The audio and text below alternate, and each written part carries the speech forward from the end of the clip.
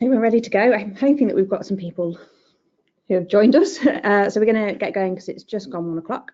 So welcome to our webinar on how to create a recruitment brief. This is going to be part of a series. We're going to be doing more webinars to share our knowledge and expertise on user recruitment to support and empower a growing UX community.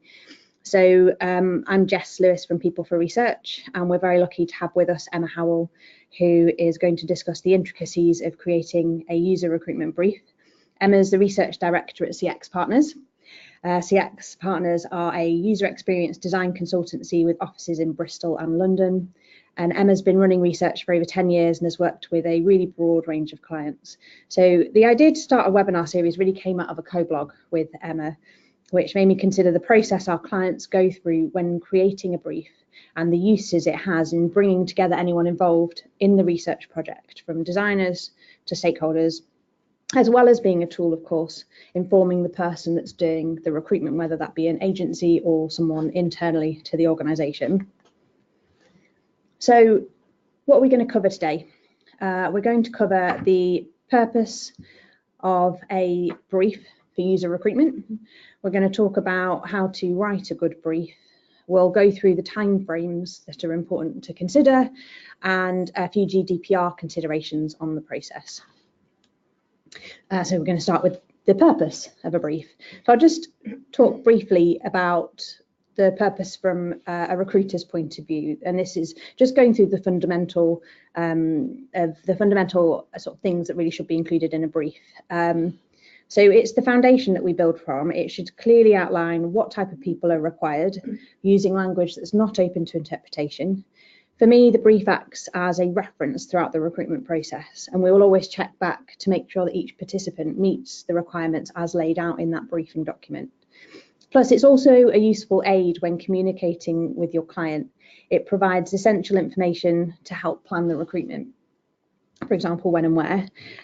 We've also created an infographic, which we've got a link to later on in the webinar, that just goes through the basics. So if you're new to the process and don't really know where to start when writing a brief, this might be a good point for you. So I always say it's who, what, where, why, when, how, all of the open questions. So who is focus on your user needs, iron out anything that might be open to interpretation, and be specific with any language you're using.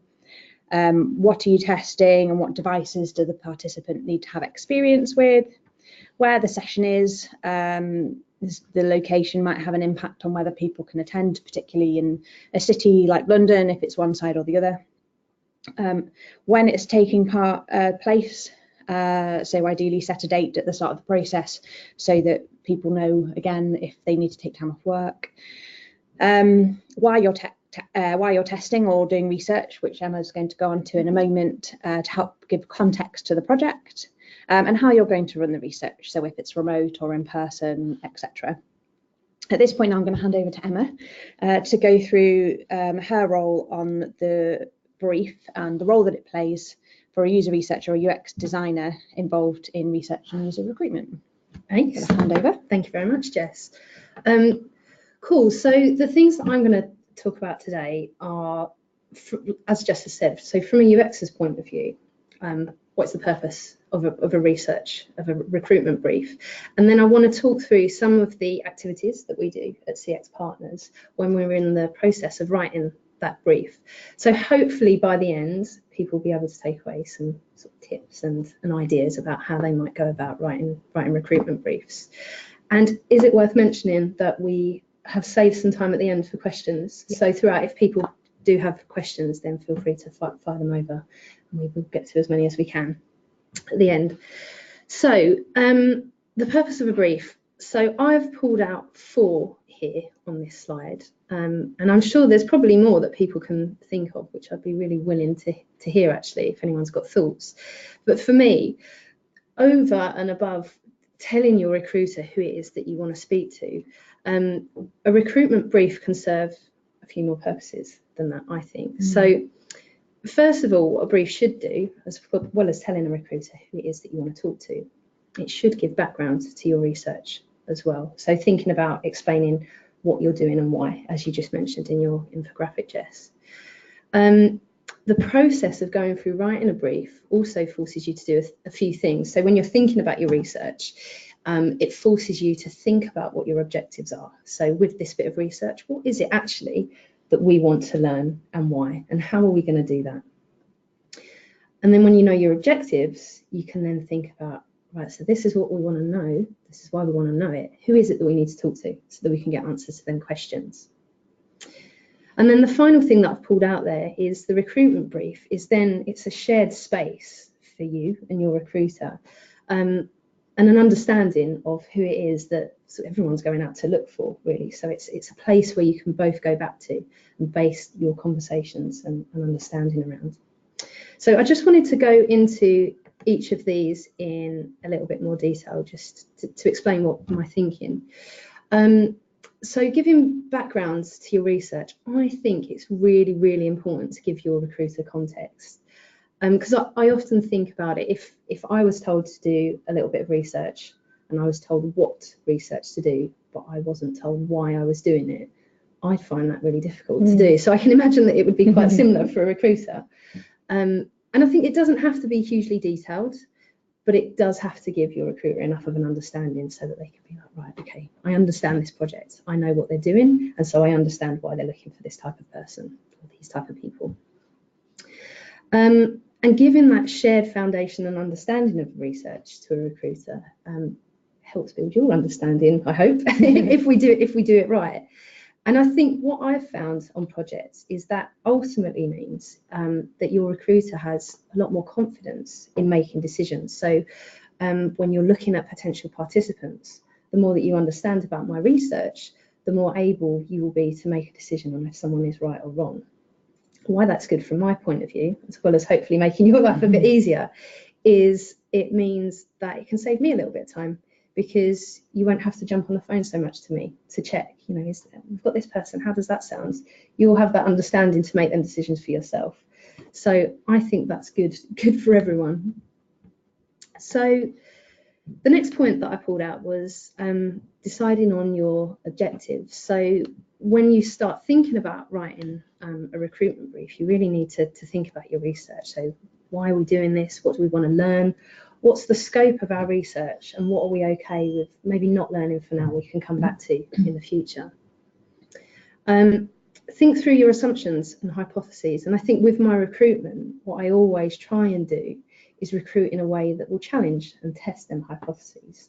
So if I have a certain assumption about a set of users, well, how can I use recruitment to really sort of rag that idea of mine and make sure that any conclusion that I come to at the end, whether that's supporting that hypothesis or disregarding that hypothesis, I can be really confident in them findings.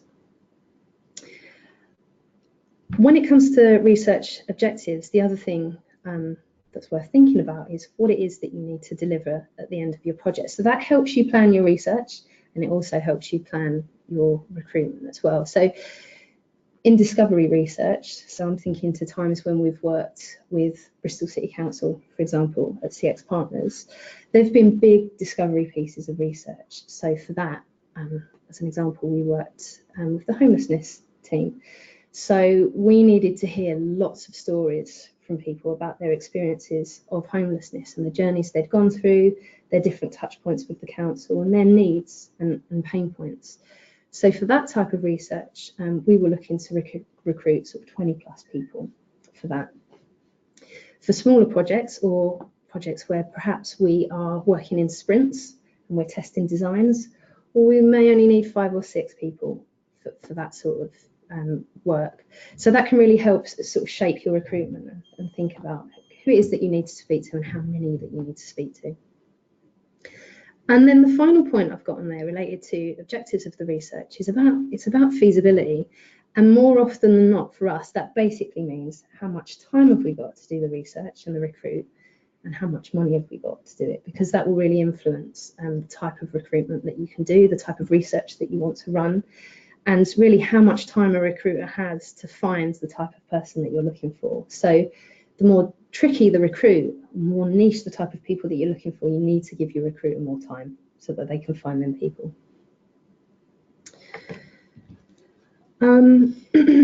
So then on to forcing you to segment your audience. So this is something else that writing a recruitment brief will sort of force me to do really thoroughly, actually, when I'm writing a brief.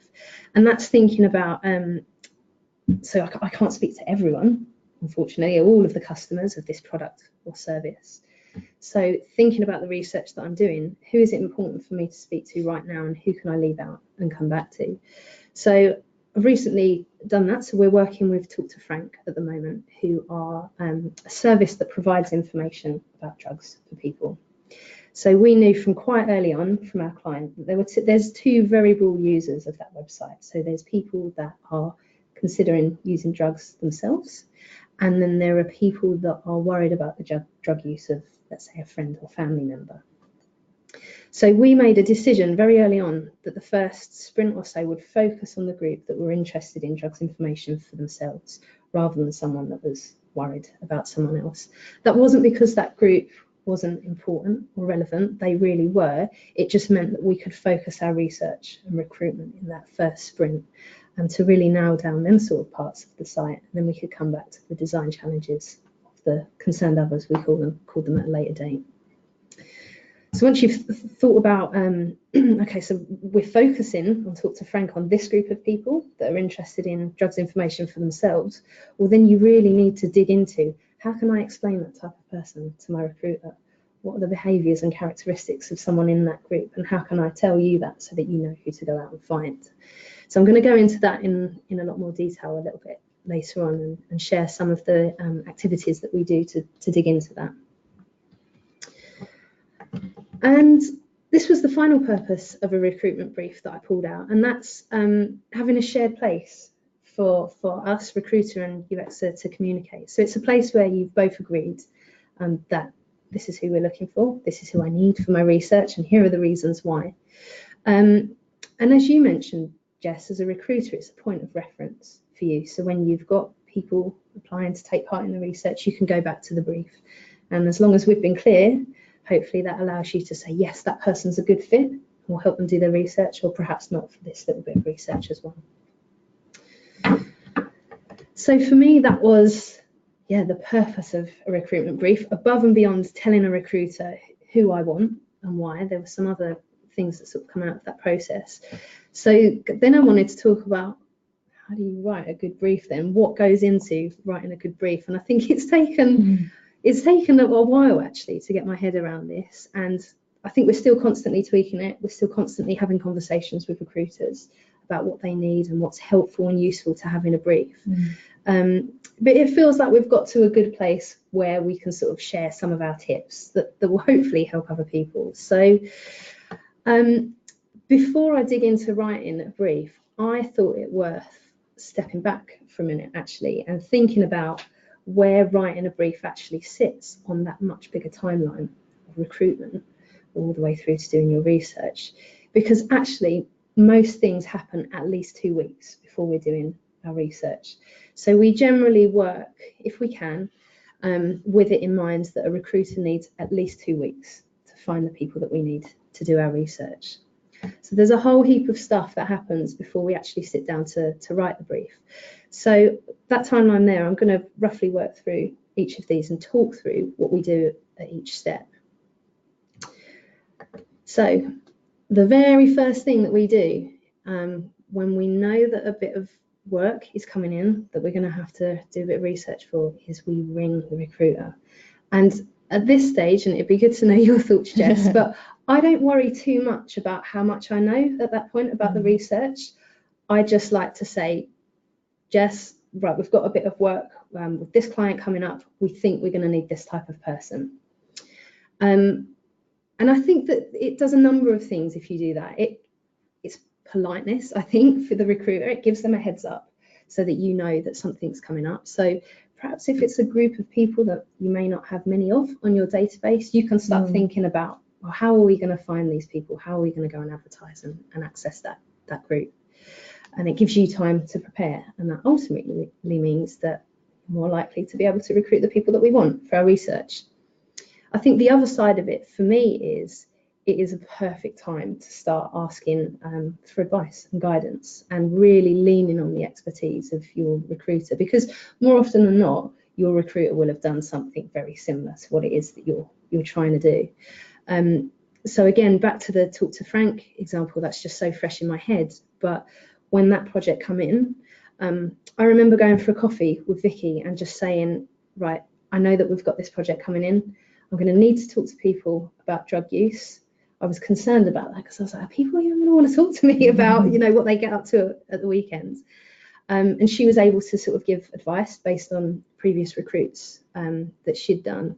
And then the other side of it is that we were aware that we needed to talk to young adults. So we were able to sort of lean on her for guidance on how best to sort of approach that. So from very early on, and this was really probably about 4 or 5 weeks before we actually did the research, we started having conversations with the recruiter so that they could help us shape not only the recruitment brief, but the research that we were doing as well. So after calling and chatting to a recruiter, the next thing that we would do is really then start thinking about the details, what's going to go into the recruitment brief. And this can be more tricky for some projects than others. Sometimes it can be quite straightforward, and you just need anyone that's bought a pair of shoes, in the past 6 months. But for other recruits, it can be a lot more difficult, and you've got certain criteria that you need to hit. So what I'm going to do on the next few slides is talk about the things that we think about at CX Partners, and then some of the activities that we use to help us really nail the details that go into a recruitment brief. So the first thing that I would start thinking about is this idea of validity against achievability. So what I mean by validity is thinking about, so are these people, or is this person going to be a good reflection of the customers or users and what they're going to do? As I mentioned, because we can't speak to everyone, I need to be confident that that small sample of people that I ask you to recruit for me are reflective of the bigger population. And then the other side of that is thinking about achievability. So how realistic is it that you can find the people that you want for your recruit? But the other side of that is that they're recruitable as well, that they're going to want to take part in research, or that you're going to offer the most appropriate incentive for them to take part and give you their thoughts. So let's say, for example, you were working on a project that was looking at astronauts and their use of social media in space. It's a bit of a flippant example, but I hope that it sort of highlights the point. With that type of project, you'd probably struggle to meet the criteria of that, I would imagine. I don't know how many astronauts you've got on your database. So it would be the achievability of that recruit would be quite difficult. So what you'd want to do for that type of recruit is slightly relax the criteria. So could you talk to people that were thinking about becoming an astronaut, or that were in training to become an astronaut, for example? But on the other hand, what you wouldn't want to do is just chat to your mates down the pub, because they're not going to have the thought processes or understanding that you want from astronauts. So your mates wouldn't be a valid sample. So for most projects, it really is a bit of a balance between the two. And I think the point that I wanted to make with this is, with recruitment, you can be fussy, I think, in that you can be quite clear on who you want, but you can't be a perfectionist about it. There's going to need to be a degree of flex in your recruitment somewhere along the line. So once I've had a think about that, I then start thinking about, right, I know roughly at a very high level the group of people that I want to talk to. How do I then really start drilling into who these people are and how I describe them, and how does my recruiter identify them? So I've pulled out, there's 3 ways that we do this at CX Partners. So the first one is a bit of desk research. So I might look at forums, I might read reviews of the product or service or similar products or services, just to get a bit of a lay of the land, and to start getting an understanding of the type of people that may be engaging with the product or the service. And the other thing that I would do is I'd start talking to my friends or family, even people in the office, if they have an understanding of that group of people. So an example would be a project that I worked on, it's probably about 1.5 years ago now. So we were working with a client who was interested in people's attitudes towards sharing data or their personal information online in exchange for rewards. So their hypothesis was that people who are hardcore gamers would be more willing to share their data online. So sharing things like bank information, or it could be health information, income, that were the sort of things they were thinking of. So I took that, and then we thought, okay, what's a hardcore gamer? I used to game when I was younger, but I haven't for years. I don't know what that means. So by talking to people around the office, there are a few that do game, and they were able to talk to me about things that I hadn't heard of. So it became apparent. So for a hardcore gamer, they might use things such as Twitch, which is a website, I think I'm right in saying, where you can watch people play video games, or you can stream yourself playing video games. Hardcore gamers might play certain types of game. They might buy games as soon as they come out, in comparison to casual gamers who may only play the big releases, and they may only buy a new game, I don't know, once every few months. So just by having them conversations, it started to help me sort of whittle down and get an understanding of what a hardcore gamer looks like. As an aside, that hypothesis was wrong. They were not more willing to share their data than anyone else. So there was a lot of other stuff that was coming into play. So that's desk research. The other thing that you can do is stakeholder interviews. So that's just having a chat with people. So that might be internal project teams or clients about any data that they might hold on customers or users. That's from, is there any previous research that you can take a look at, which we've done quite a lot with clients recently. Or are there any other sort of broader reports that you can look at? So back to that sort of data sharing one that I was talking about. We've had a few projects like that, clients that are interested, especially after GDPR, in data sharing and how you make people feel comfortable. And out of that research, we started seeing trends in our findings. And we wanted to know if that was reflective of what everyone else was finding. So we went out and found some more wider reports that had been done by some European companies, just to sort of sense check our understanding of these groups of people. And in that case, it did seem to match up with what they were sort of finding. But that just helps, I think, for me to have confidence in my assumptions about these groups of people. The other thing that you can do is a workshop with Post-it notes, because UXers don't do enough of that. So with this workshop, what we'd do is we would get stakeholders. Thank you. I forgot that was there. Get stakeholders in the room, or whoever's on the project team. And I would, so on the next slide, slide 17, so I'd get them to then write down all of the different variables that they can think of. And by variables, it's just a bit of a fancy word for saying different characteristics, behaviours or traits that you might be interested in people for this bit of research. So on this slide, I've pulled out some examples from some recent bits of research that we've done. So in this example, we might be interested in location, so where someone's living, whether or not someone's a parent, their expertise level, what kind of devices they own. So it really could be anything. So we just sort of chuck all of them out on a Post-it note.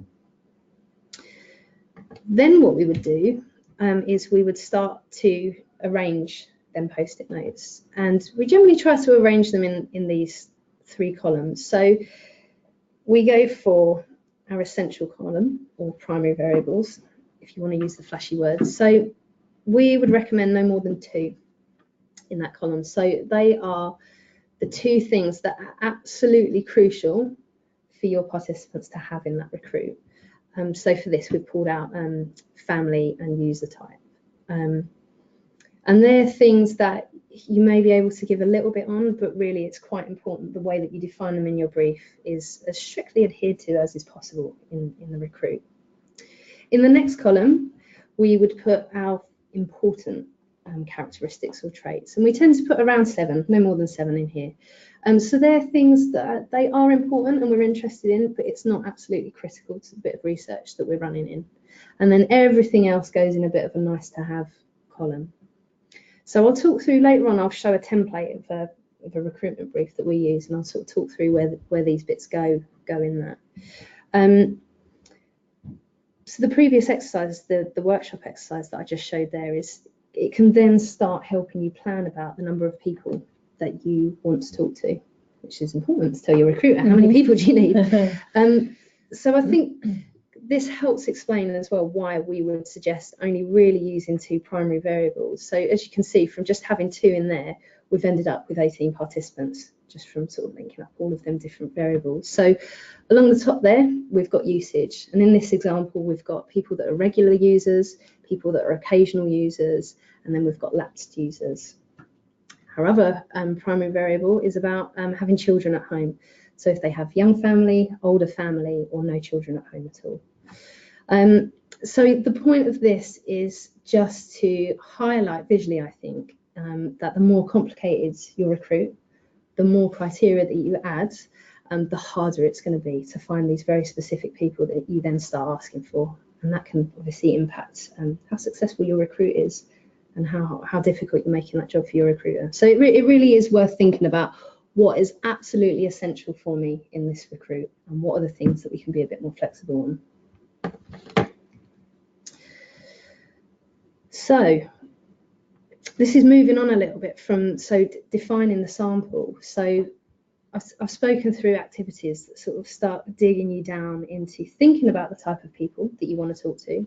And so in the previous example, I think I pulled out things like, so we know that location is important, and we know that devices used are important.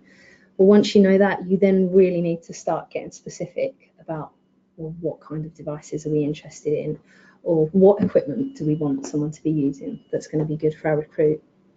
So I think I pulled out a few here that we think about on this slide.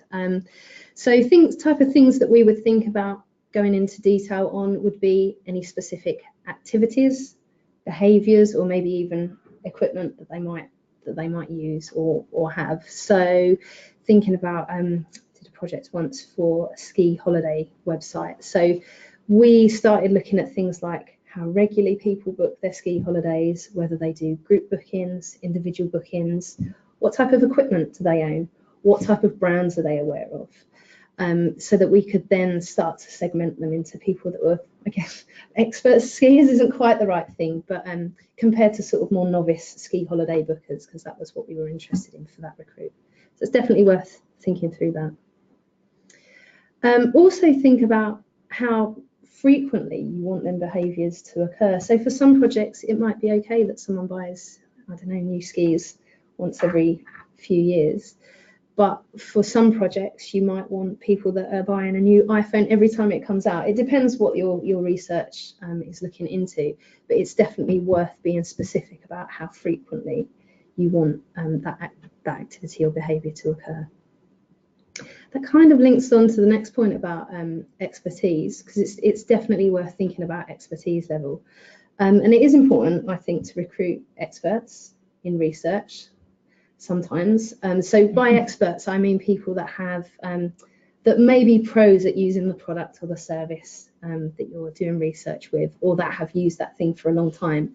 But just be cautious of using too many. I'm sure that's advice that you'd give us, Jess, just because they'll bias and skew your results a little bit. So it's worth getting a spread of expertise from experts all the way down to total newbies to the product or service that you're testing. A really big one for us at the moment at cxpartners is all around making our recruitment inclusive. So by that, I mean making sure that we're recruiting and speaking to really diverse range of people, and that we're making sure that we are accessibility testing as well. And that's come out of, we're doing a lot of government projects at the moment, and you're assessed at different stages of that. And part of that assessment is based on, have you accessibility tested this service? So we're ensuring that in every bit of research that we do, there's someone with a visual impairment, so someone that's accessing the site or service with a screen reader, so that we can make sure that anything we're designing is usable with a screen reader. We're thinking of things like people who are dyslexic, people who have mobility considerations of the arms and hands, because that will influence or affect how they're interacting with the thing that we're designing. So I'd really encourage people to think about that as well. So how can you make your recruitment and your research inclusive?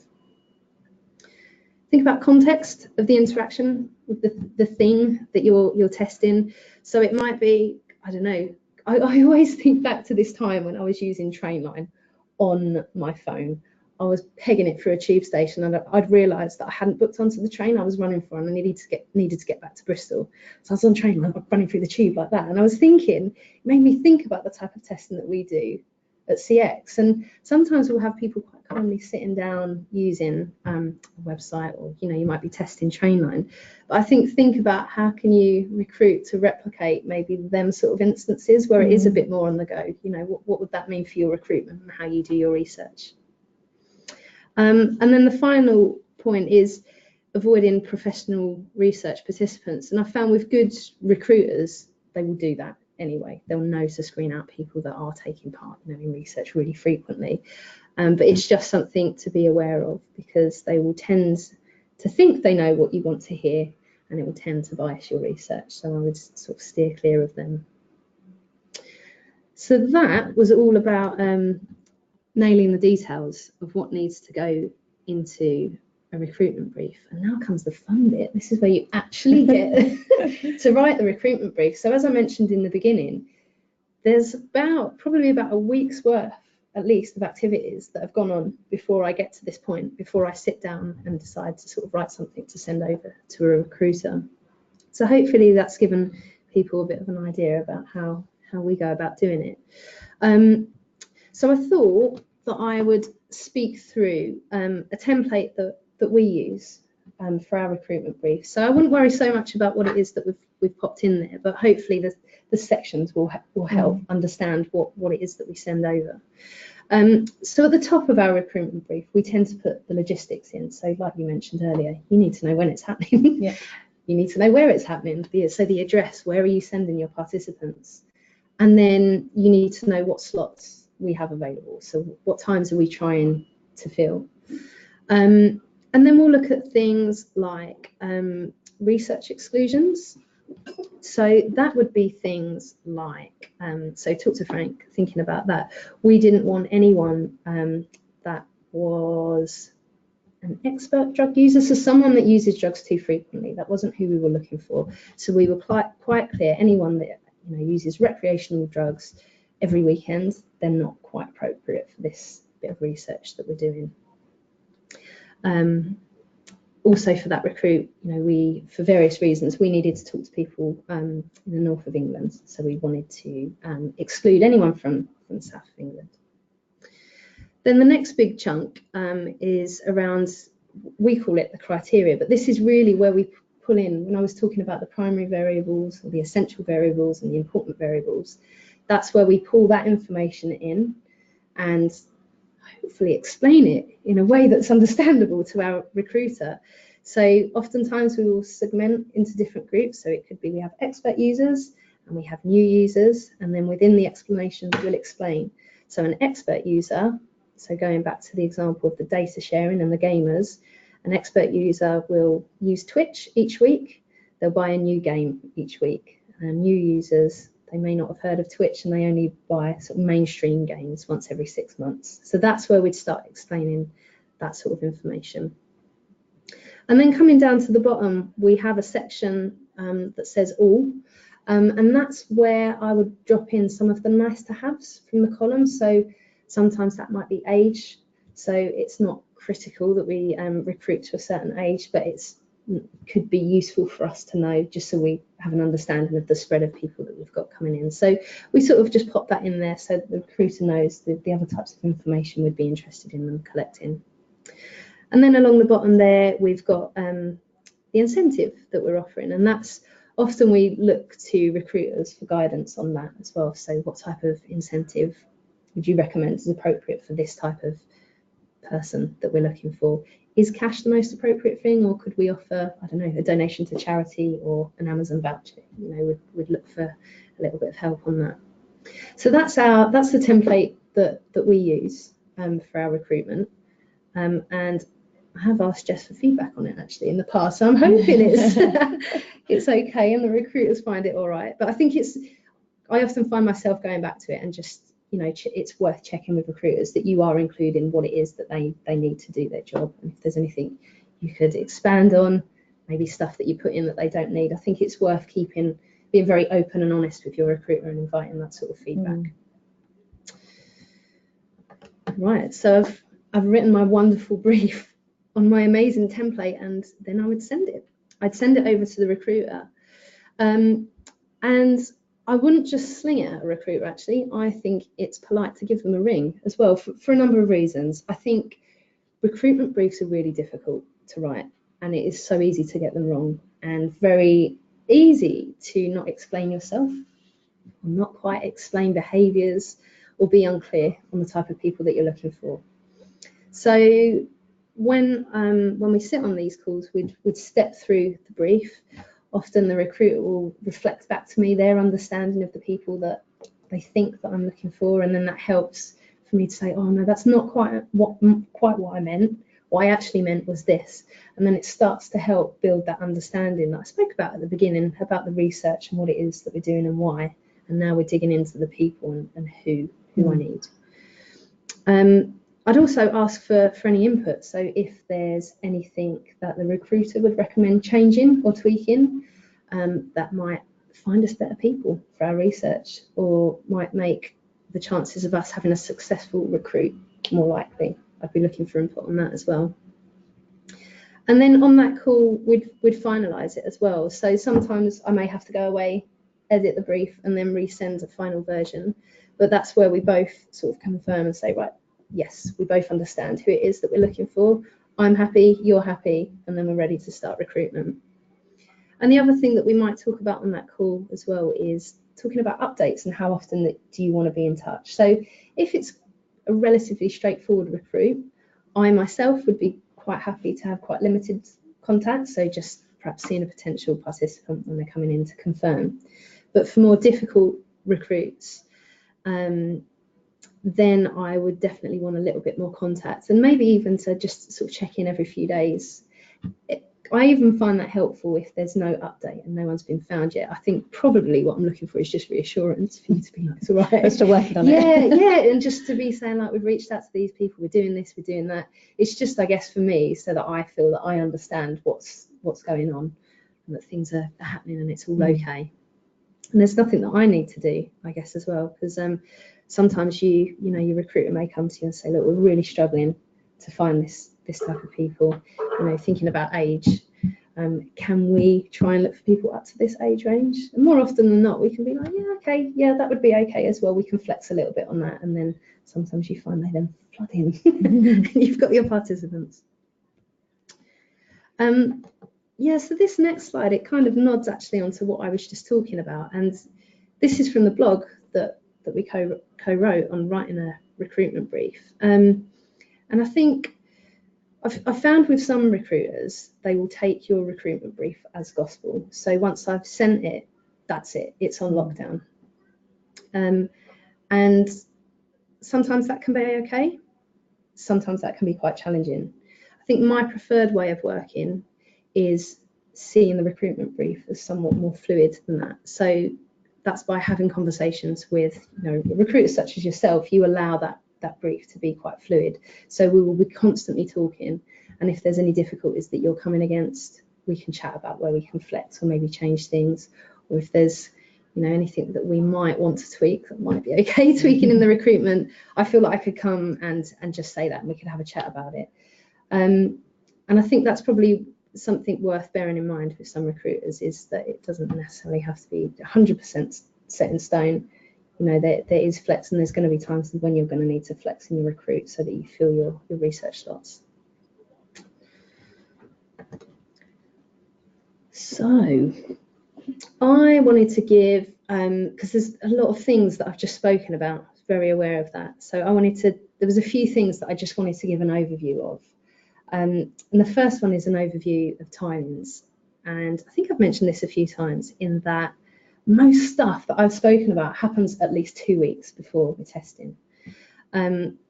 So that's around 3, perhaps even more than 3 weeks before I'm doing the research. I'll give the recruiter a call just to tell them that something's coming. I might not know exactly what, but I've got a rough idea, and here is what I know, so that everyone can start getting ready and prepped for it.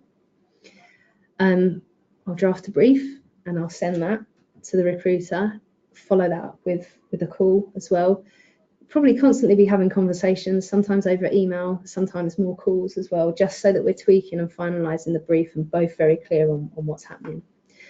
And then once the brief has been sent over, then conversations have been had, then there's that final call where you just sort of step through the brief, everyone finalises that they're happy with what's happening, and the recruitment starts. Then this is kind of linked to what I just spoke about, but this is more of the detail, I guess, of the communications, because it's something that I've spoken to people about. And I suppose when I started research, I didn't know everything that went into a recruitment brief, and I just kind of thought, you write a brief, you give it to a recruiter, and then off I pop until these participants magically appear. But actually, there's a lot more communication that goes into good recruitment anyway than just that. So I have mentioned all of this, but just to summarise, so before sending the brief over, there's that call at the beginning, just to say I've got this bit of research coming up, just to let you know, get ready. And then I'd also ask for help and advice, and ask, you know, based on your experience of doing similar recruits in the past, who would you recommend we test with? How would you segment these people? Is there anything that we should be aware of that was tricky in the past for you in that recruit that we can learn from? Then when I've sent the brief, we have a kick-off call with the recruiter to walk through the brief, answer any questions that the recruiter may have, clarify anything that I may not have been clear on or got slightly wrong. And then in the run-up to testing, so once recruitment is underway, then there's checking participants, confirming that participants are suitable. Not every recruiter works in that way. As I mentioned earlier, some will just go off, do the recruitment, confirm the participants themselves, and then just come back to you with a list of people that are coming in. But this would be my preferred way of recruiting. I just wanted to give a little bit of a nod to doing recruitment yourself, because it is a thing that comes up. It sometimes happens, and I've had to do it myself sometimes as well. And I have to confess, I am not a fan. I respect your job a lot for doing it, because it's really hard work. And I think the times when we've done it, us and our clients, you massively, massively underestimate how much time and effort and resource actually goes into recruitment. It's tough, and it takes a lot of time and patience. So my general advice would be don't, but I am aware that it does sometimes happen. So I just wanted to touch on what happens if you do have to recruit yourself. And actually the process is, I would go through the same process if I was doing it myself. I would write myself a recruitment brief, and do, you know, the desk research, the stakeholder interviews, and perhaps some of them workshop activities that I spoke about, so that I'm very clear with myself who I'm looking for and why. Then I'd have to write a screener, which oftentimes I don't have to do. A recruiter often does that for you. So a screener is when so people are perhaps responding to your advert that you want to do recruitment. They're the questions that you ask to check that they are actually suitable for the bit of research that you're running.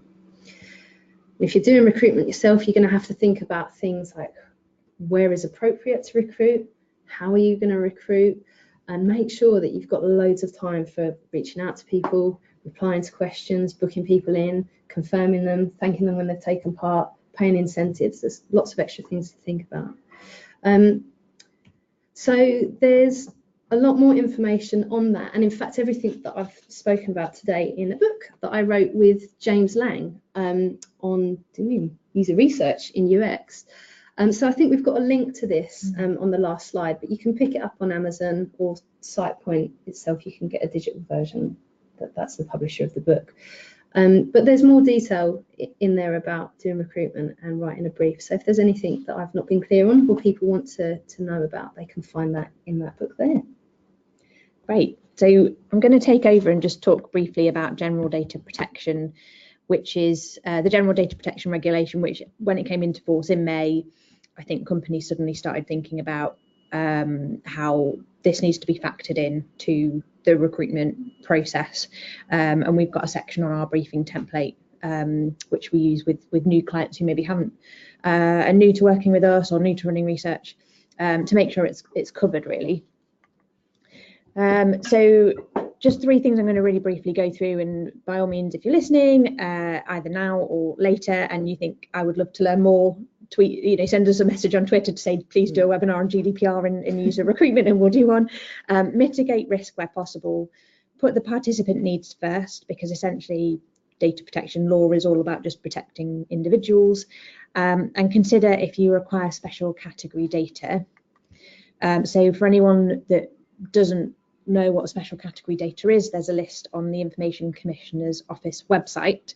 It includes things like sexual identity, ethnicity, religion and health, which are things that we have to include in recruitment most frequently.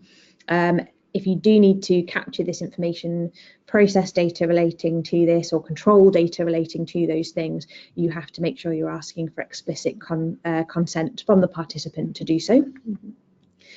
A few things that we do to mitigate risk is anonymisation. Wherever possible, we try and anonymise any data that we're capturing and sharing with our clients. So things like taking people's full names off participant lists, or separating that information. So you've got information on in one place that says the schedule and Judy coming in at 9:30, and then having information about who she is and potentially sensitive information on a different bit of paper, so that if there is a data breach somewhere, you're reducing the sort of impact of that.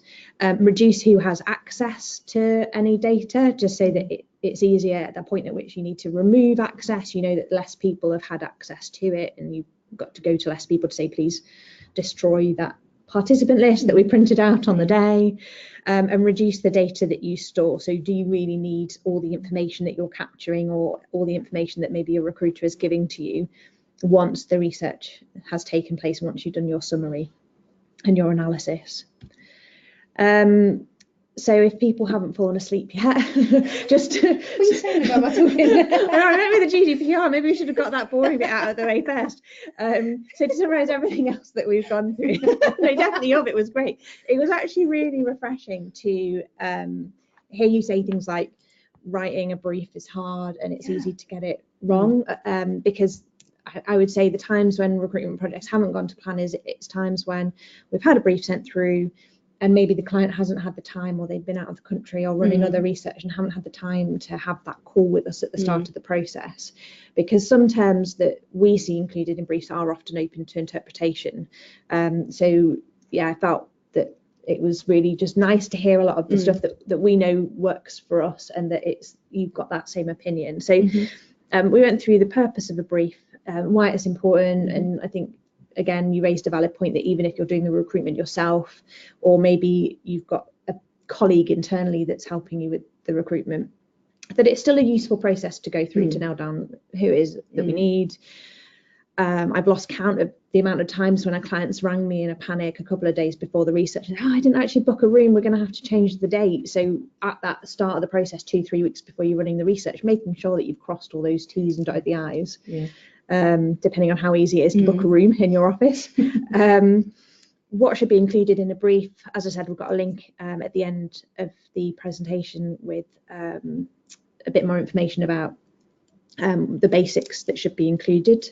Communicating with your recruiter, as I said, it's just so important to use this as a tool to communicate and make sure that you're all on that same page. You definitely feel confident that you're the person doing the recruitment, whoever they are, whether they're an internal person or an external agency, definitely is going to get people that you need for the research.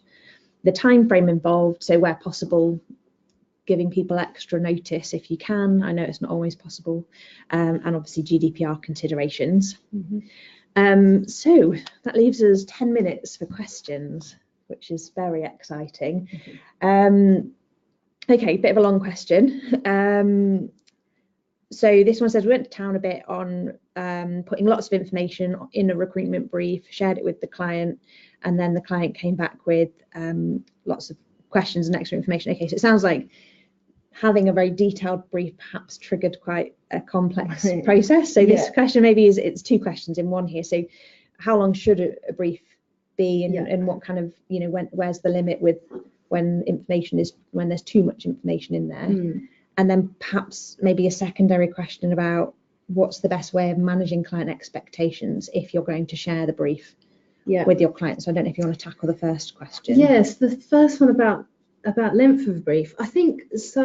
Mine is certainly never over 2 pages long. Be good to hear what you think, actually, because I think it goes back to thinking through the different variables that you might need. So, I spoke about the essential variables having no more than 2, and then having no more than 7 secondary variables. So really, you shouldn't need more than 2 pages, otherwise you're starting to get into the territory of creating a really overcomplicated and quite difficult recruit for your recruiter.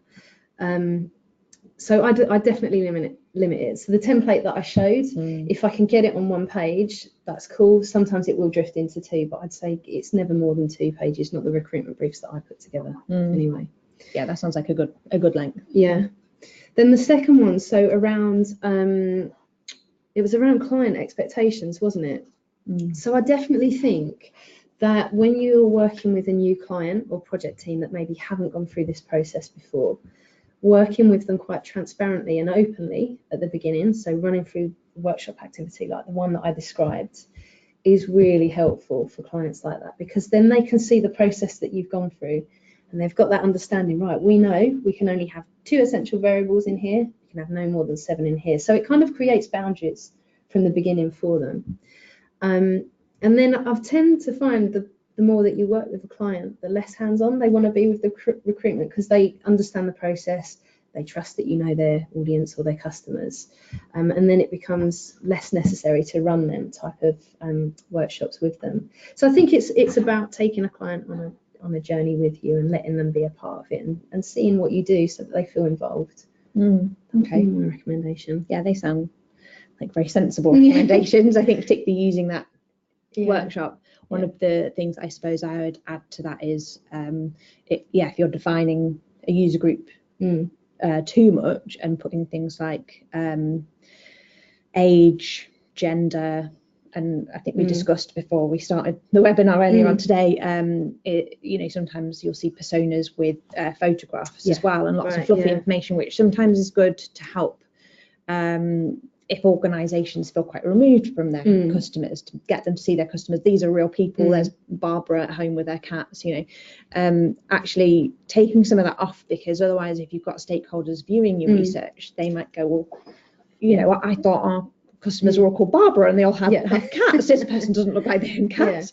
And getting your client to be prepared for what their customers might actually look like. A lot of companies who maybe haven't done research, don't have UX teams, and maybe don't have the same sort of user-centered approach to how they build their products, maybe aren't prepared to sort of see what their customers really look like. So it's a good point. And I think that, again, going back to them sort of workshop activities, it does get people to focus on behaviours and traits, rather than, like you were saying, things like what someone looks like, or focusing too much on things like age, which actually might be quite irrelevant. Because ultimately, if you're working on behalf of a bank, if this person is a customer of that bank, then their views surely do have some validity in that process at some point.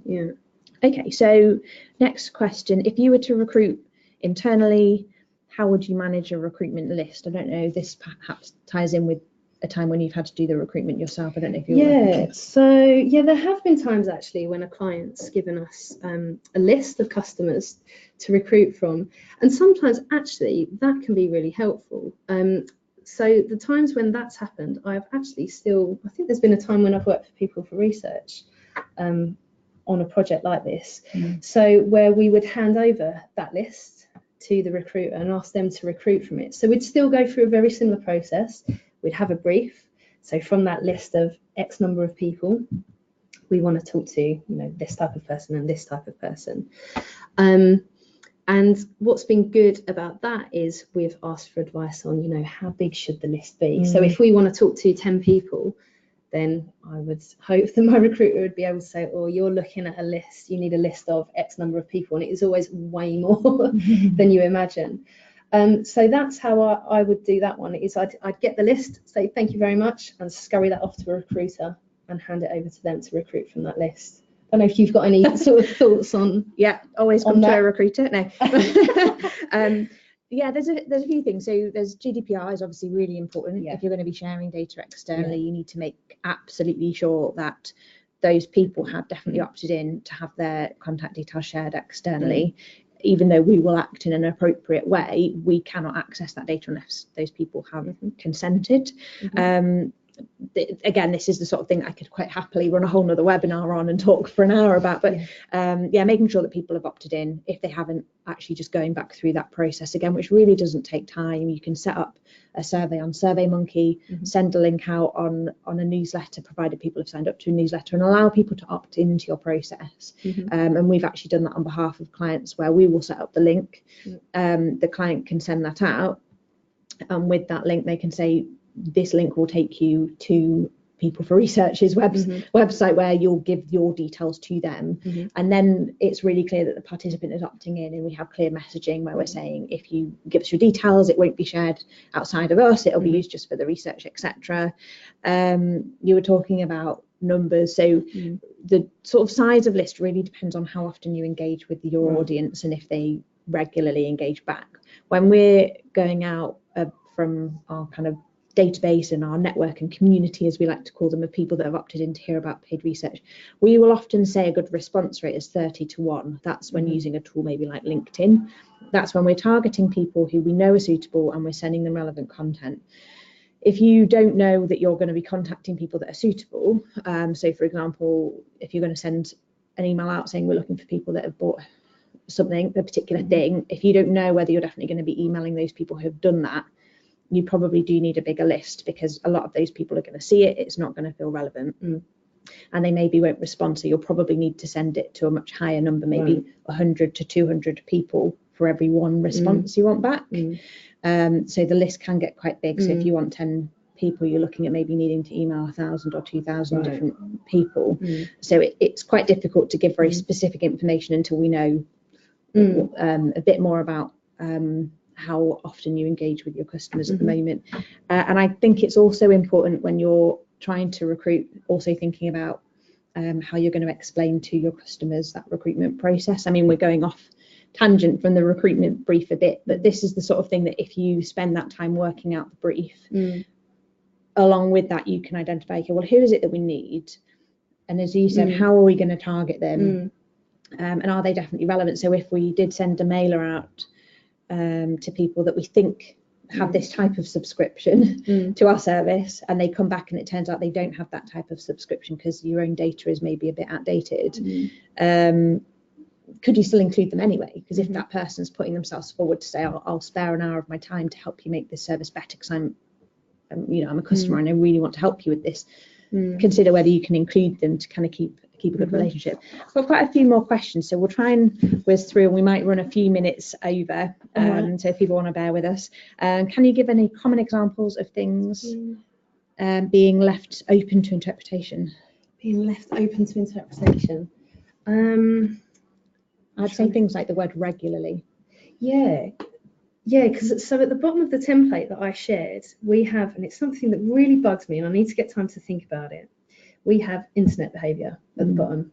So we will say things like regular internet user, and you're right, what does that even mean? And why are we asking for that? I think it's good to reflect on the language that you're using and why you're asking for it. But yeah, that is a good one. So what is a regular user?